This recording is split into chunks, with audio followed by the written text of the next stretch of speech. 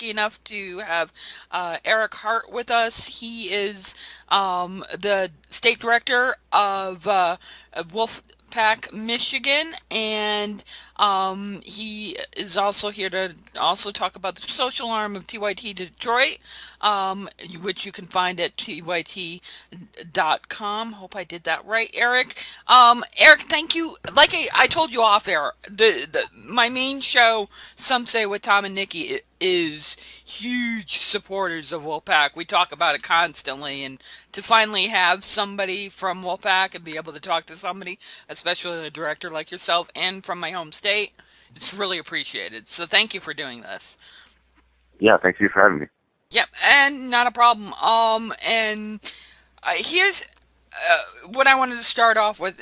Most people don't realize that Michigan is more a red state as far as the state government. How hard is it, and has it been, for you to introduce legislation for this red state? And can you guys be a model for dealing with other red states that are Republican controlled? Yeah, we hope to be a model to other states, but as far as dealing with Republicans, we do want to have Republicans introduce this session, simply because it's a Republican majority. So if the opposite were true, we'd look for a Democrat to introduce. But as far as them supporting this issue, we do have a lot of liberal members in our group on Wolfpack, Michigan, but this is getting money out of politics is clearly a bipartisan issue. With polling, we've seen that about 90% of Americans believe, over 90% believe, that money in politics has led to corruption and is causing a huge problem in our democracy. And trying to convince a Republican that that's the case isn't very difficult. So this is truly a bipartisan issue, and they realize that when we introduce this legislation to them. Well, that's what I was going to go next to, because a lot of the time where like, at least national scene Republicans, they'll start blaming money out of politics, but they always seem to segue to Obama, or segue to, the Democratic Party, or segue to whatever thing they're trying to shill for. But I know that they see it as an issue, and I'm trying to, like, the what next question is for what I always ask on my show. How do we talk to Republicans and deal with them if we get the 28th Amendment? Because I see it as inevitable. I'm one of those glass totally full people with Wolfpack. hmm And so maybe as a director, how you and this is great for dealing with them in a Republican state. How do you propose, as progressives and liberals, learn to live in a happy, peaceful, money without politics world with Republicans once we get money out of politics? Well, I think a big issue we have with addressing Republicans, at least on a national level, and Democrats alike, when you bring up this issue of money in politics on a national level, a lot of them don't want to approach it because they're afraid. Because if they speak out against money in politics, then their donors, pull their funding from them, and then they lose elections in the future. So I think once we get that 28th Amendment passed, it's going to free up people to speak about how money in politics was actually leading to corruption, because they'll no longer have to worry about pulling in those huge dollar amounts from their major donors. You think one of the what's next questions is that we'll see a lot of the vitriol go down when Wolfpack happens? That's one of my hopes with it. And what are the hardest things that you have to do when you talk to people to convince them to join Wolfpack if you're dealing with, say, a conservative? Because I know Jenk is a big part of it on the West, as founding of it. So, what are some of the, or is that something you have to overcome, or is it a help, or how does that work into it as well? Yeah, to address the vitriol, I do think that'll go down once the 28th Amendment is passed, because people will be able to represent their constituents again and not have to worry about what their donors say. And a lot of the times you'll notice that particular donors only donate to one party. So, if there's conflict in interest from the donors, then there's going to be no resolution with the legislators.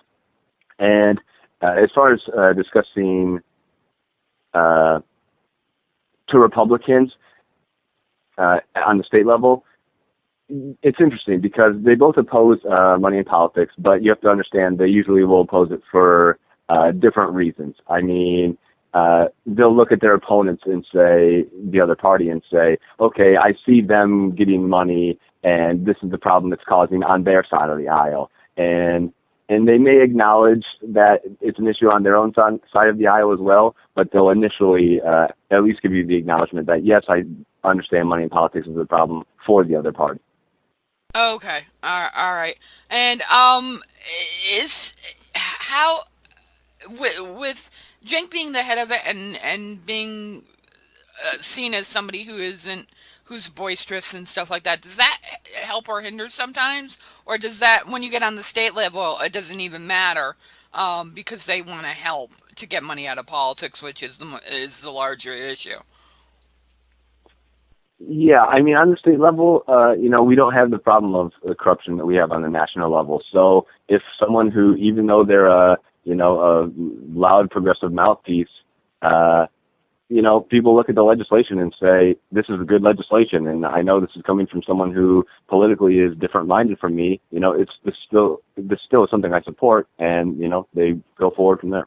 Okay, fair enough. Now, this weekend, you guys are doing something important with TYT Detroit, the social arm, as I noted, and going to the conventions. Can you explain what why you're doing that and what the genesis is of that to go, or is this kind of just to lobby, or is it more than that? Could you fill us in on that? Sure. So during our regular time period in Wolfpack, Michigan, we try to call legislators' offices and set up face-to-face meetings with them to hopefully discuss our legislation and see if they're willing to support it. And it can be difficult setting up meetings because the legislators are busy and have other things on their plate. So we hope to go to these conventions and where all the legislators will be, or at least a large majority, and just get a little bit of face-to-face time with them and see if they'll be able to find a moment to discuss introducing or sponsoring Wolfpack's legislation. Okay, fair enough. How far would you say you are with Wolfpack in Michigan? Is this sort of kind of just starting out, or where can we look for an announcement, or basically do we have to wait a little bit? How should where should we put the fireworks basically for Michigan? hmm that's a tough question to answer because last session we were introduced and we were in a committee, but we didn't receive a committee date. And at the end of the session, everything resets. So this session we need to, reintroduce and pass the committee and then finally get a vote in the House and Senate.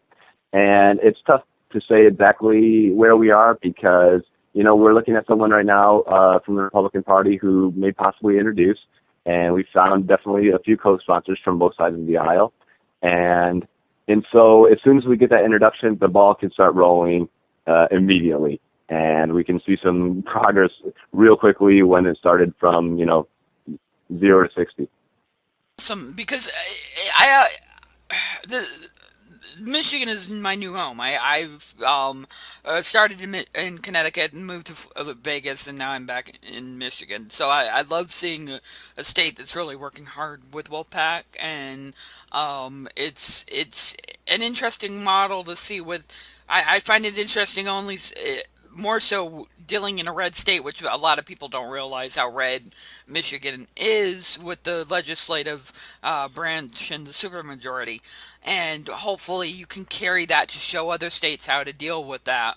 Um, do you now what when once it's called, could you explain what's next once the legislation is called and then we get enough states for people that might not understand, and then I'll let you go, Eric, because that way people can get so I can explain it better to the audience on our main show, and so people who might think they want it to go this way, but sometimes get stumbled on people who are naysayers. Could you give me the best explanation of the 28th Amendment and the Constitutional Convention once we get everything passed to get there? Sure. So once we get 34 states that actually call for the convention to get money out of politics, we then hold the convention. And now there's a couple different ways that can go down, and that'll be determined after the states have called for a convention. But essentially, we'll have a convention with representatives there that will then discuss um, what they want to do to get money out of politics. Now, they need to follow the guidelines set up in the language of the legislation that called for the convention. So there's no possibility of uh, changing anything off topic. So a lot of legislators are concerned, oh, what about a runaway convention? Well, that's not really something that's possible because they need to address the issue that was called for when they called for a convention. So, but yes, after that point, they'll have the convention, and then they'll decide the specific language of the amendment that gets money out of politics. Well, that was the other question too. Thank you for bringing that up because that was something that you cleared up for me that we don't have to worry about a runaway convention. Because I hear a lot of liberal and progressives say, "Well, there's going to be a runaway convention, and then you're going to have gun nuts and abortion rights activists and yada yada yada." So that thank you for bringing that up. So I didn't even have to ask. And the other question before I let you go is, what can the average person do to help you guys in Michigan or any other state, or help TYT Detroit as well, and go from there? Sure. So if someone wants to get involved with Wolfpack, they can go to wolf-pack.com, and that's PAC spelled PAC, like Political Action Committee. And or they can join the Young Turks Detroit, tytdetroit.com, and just follow the website. There's a sign up portion, and you select your state where you're from, and then give a little information like your contact info, and then I'll once you fill that out, that'll send me an email, and then I will get in touch with you on how to move forward. And one thing that's important to note is a lot of people might hear a discussion of what Wolfpack's trying to do, and they think, oh, these guys are a lot of hardcore activists, and they've been involved in this before, and they're all political experts and the like. But that's not the case at all. A lot of our members are people that have no political experience, and all they're doing is just reaching out to their legislators and saying essentially, hey, this is something I support, and I think you should support it as well. And it's as simple as that. It's a real easy phone call they make. And if you have any questions about it, we have training sessions, and we can really walk you through it and make it as simple as possible. Eric, I want to. Hopefully, we can talk on one of our longer form interviews at some point.